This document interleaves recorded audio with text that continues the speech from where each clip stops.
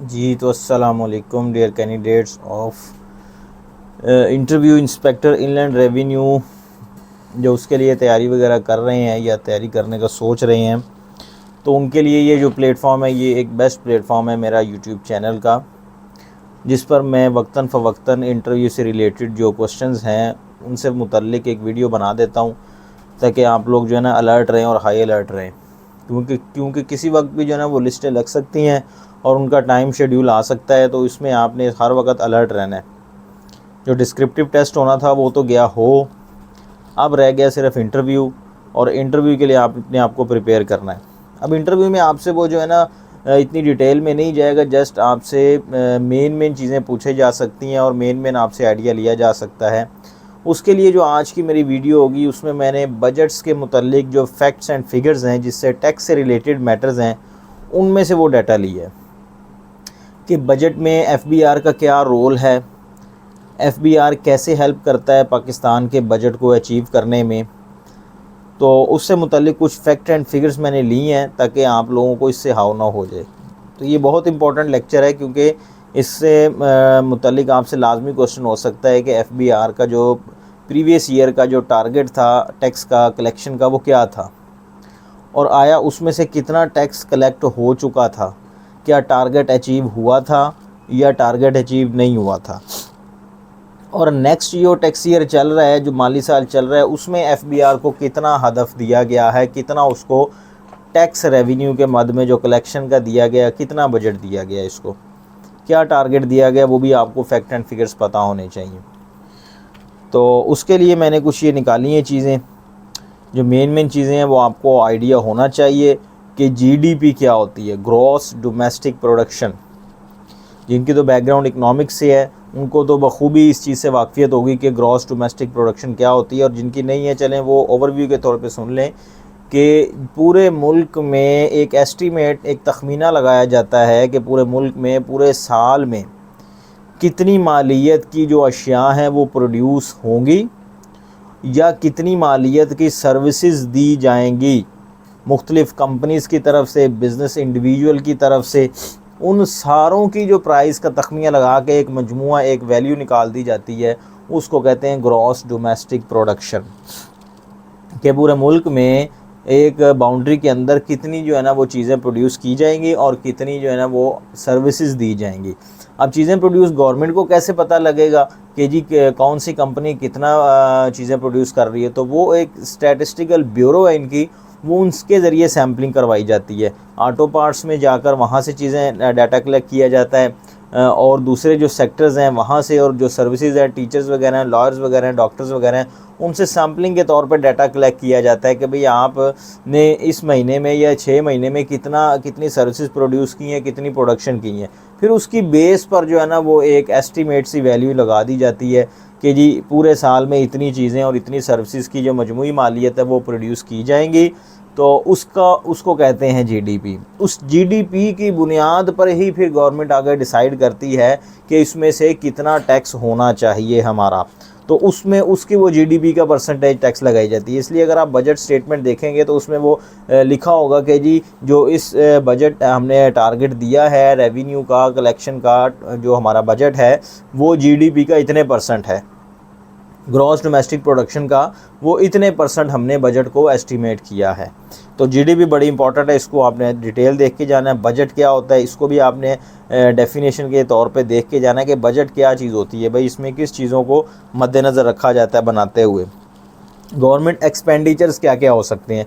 Government expenditures का मतलब एक होता है कि रेवेन्यू एक्सपेंडिचर और एक होता है कैपिटल एक्सपेंडिचर। सबसे पहले आपको इन दोनों में डिफरेंशिएट करना आना चाहिए कि कैपिटल एक्सपेंडिचर कौन सी नेचर के होते हैं और रेवेन्यू एक्सपेंडिचर कौन सी नेचर के होते हैं। अगर आपको इसके बारे में मज़ीद जानना है, मज़ीद मालूमात लेनी है इस टॉपिक के बारे में, तो उसकी मेरी ऑलरेडी एक वीडियो रिकॉर्ड है, capital revenue expenditure and capital and revenue expenditures के नाम से ऑलरेडी वीडियो मौजूद है, तो वो आप जाके देख सकते हैं। उसका लिंक आपको डिस्क्रिप्शन में मिल जाएगा और यहाँ पे इसका थंबनेल भी चल रहा होगा। तो बहरहाल गवर्नमेंट एक्सपेंडिचर्स के गवर्नमेंट कहाँ कहाँ पर पैसा खर्च करती है, गवर्नमेंट ने जब बजट बनाना है उसमें ऑलरेडी सारी चीज़ें उसने पहले से डिटेल बयान कर देनी है कि भाई हमने पूरे साल में इस हेड में इतना इतना खर्चा करना है। गवर्नमेंट के सोर्स ऑफ इनकम क्या क्या हो सकते हैं? सबसे पहले मेन चीज़ जो आपको पता है वो टैक्स ही है। जो FBR ने कलेक्ट करके देना है वो मेन सोर्स गवर्नमेंट के इनकम का वो टैक्स ही आ जाता है। बाकी दूसरी चीज़ें आ जाती है, नॉन टैक्स रेवेन्यू आ जाता है। नॉन टैक्स रेवेन्यू में अगर आप बात करें तो वो आपके पास आता है जी फॉरेन ग्रांट्स, कि जो बाहर के मुल्क अगर किसी मुल्क को ग्रांट वगैरह दे देता है, कोई पैसे इमदादी तौर पे कर देता है, तो वो भी गवर्नमेंट की इनकम कंसीडर होगी, तो नॉन टैक्स रेवेन्यू में आएगा। Receipts from the provision of services, government अगर कोई सर्विसेज प्रोवाइड कर रही है तो उस सर्विसेज के बदले जो उनको आमदन आएगी वो उसकी क्या होगी, गवर्नमेंट की इनकम कंसीडर की जाएगी, नॉन टैक्स रेवेन्यू होगा। अब सर्विसेज में क्या क्या कुछ आ सकते हैं, जैसे आपको पता है पासपोर्ट की सर्विस है, आइडेंटिटी कार्ड नादरा की सर्विसेज है, हॉस्पिटल तो वैसे ही फ्री है, या एजुकेशन की सर्विसेज है। तो इस तरह की जो और दूसरी छोटी मोटी फैसिलिटीज़ आ जाती हैं उसके ऊपर कुछ चार्जेस पे करने पड़ते हैं, तो वो भी नॉन टैक्स रेवेन्यू में आ जाता है। जो बेस्ट एग्जांपल आपकी मोटरवे जो टूल टैक्स है, ये भी गवर्नमेंट की इनकम कंसीडर होती है, ठीक है। रेंट वगैरह को प्रॉपर्टी रेंट पे दी हुई है इन्होंने, जैसे कि अगर आपको पता है आउटसोर्स किया है पाकिस्तान ने कुछ एयरपोर्ट्स वगैरह रिसेंटली, तो वो एक किस्म का रेंट आप कह लें कि रेंट पे दी है, तो उससे आपको जो इनकम आई है वो भी आपकी क्या कहलाएगी, नॉन टैक्स रेवेन्यू है। फ़ाइन वगैरह कोई या चालान वगैरह जो होते हैं इस तरह की फ़ाइन पेनल्टीज़ वगैरह, वो भी नॉन टैक्स रेवेन्यू है। तो इस तरह की चीज़ें जो है ना, सेल ऑफ प्रॉपर्टी, अगर कोई गवर्नमेंट ने प्राइवेटाइजेशन कर दी है अपनी चीज़ की, या कोई प्रॉपर्टी सेल कर दी है, उससे इनकम आ गई है, तो वो भी नॉन टैक्स रेवेन्यू में कंसीडर होगा। अब रेवेन्यू रिसीट कौन कौन सी होती हैं? रेवेन्यू रिसीट्स वो होती हैं कि जो विद इन 1 ईयर उनका यूजेज होता है, जिनको यूज़ आप विद इन 1 ईयर करते हैं वो आपकी रेवेन्यू टाइप की होती हैं। और जो कैपिटल होती हैं उसका use more than 1 year consider होता है। मतलब अगर आपने ऐसा रेवेन्यू लिया जिसको आप मोर देन 1 ईयर कंज्यूम कर रहे हैं तो वो आपका कैपिटल रेवेन्यू होगा। मतलब आपने कोई बिल्डिंग एक्वायर कर ली है, कोई एसेट एक्वायर कर लिया है, कोई आउटसोर्स बाहर से आपने खुद कर लिया है, उससे अब आप इनकम जनरेट कर रहे हैं। जैसे हमने अपना एयरपोर्ट आउटसोर्स किया है, अगर आप बाहर से किसी और का एयरपोर्ट खुद ख़रीद लेते हैं, गवर्नमेंट खुद ख़रीद लेती है और उनको पेमेंट करती है, तो फिर उससे जो अर्निंग जनरेट होगी वो उसके लिए क्या होगी, एक किस्म की कैपिटल की अर्निंग होगी। तो कैपिटल रिसीट आपको बता दिया। एक्सटर्नल रिसीट वही जो भी मैंने आपको बता दिया, ग्रांट्स वगैरह आ जाती हैं, एड्स वगैरह आ जाती हैं, ये एक्सटर्नल रिसीट होंगी। Public account receipts, public account वो कि जो गवर्नमेंट ने बॉन्ड्स वगैरह इशू किए, प्राइज बॉन्ड वगैरह इशू किए, इस मद में अगर गवर्नमेंट के पास जो पैसे आ रहे हैं, रिसीट हो रही है, वो उनकी क्या कहलाएगी, पब्लिक अकाउंट। जैसे नेशनल सेविंग सर्टिफिकेट इन्होंने इशू कर दिए, लोगों ने वो ख़रीद लिए, पैसे गवर्नमेंट को आ गए, तो ये नेशनल सेविंग सर्टिफिकेट आ गए, सकूक आ गए, और इस तरह की जो सेविंग्स वगैरह गवर्नमेंट को पैसे के तौर पे आएंगी वो पब्लिक अकाउंट रिसीट्स में जाएंगी। अब ये कुछ फैक्ट एंड फिगर हैं टैक्सेस के बारे में कि टैक्स रेवेन्यू रिसीट कौन कौन सी हैं। बजट एस्टीमेट 2022-23, जो 2022-23 का बजट एस्टीमेट किया गया था। अच्छा, अब आपको पता होना चाहिए, एक होता है बजट एस्टीमेशन, एक होता है बजट एक्चुअलाइजेशन, कि बजट एस्टीमेट कितना किया था और एक्चुअल में कितना हुआ है। दोनों फिगर्स में डिफरेंस हो सकता है।